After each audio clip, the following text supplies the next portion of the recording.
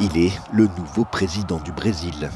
Jair Bolsonaro a été investi à Brasilia devant des dizaines de milliers de ses supporters. Le mythe, comme il l'appelle, a reçu des mains de Michel Temer l'écharpe verde. Il devient ainsi le premier président d'extrême droite à la tête du pays et son discours inaugural donne le ton de son mandat. Je suis ici devant la nation, en ce jour où le peuple commence à se libérer du socialisme, de l'inversion des valeurs, du gigantisme étatique et du politiquement correct. Sans surprise, le discours plaît à Washington. Donald Trump a présenté ses félicitations sur Twitter.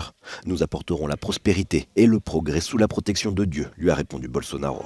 Des références religieuses omniprésentes dans le discours de celui qui a été élu avec les voix des évangélistes, une ferveur très largement partagée par ses supporters.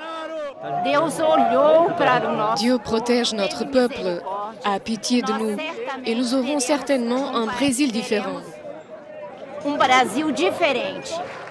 Un Brésil différent, mené par un gouvernement reflet des idées très conservatrices de Bolsonaro.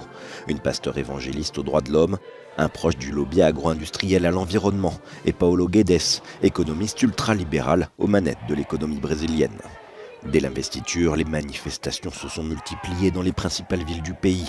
Homophobes, misogynes, nostalgiques de la dictature, le profil de Bolsonaro fait craindre la mise au ban des minorités de la société brésilienne.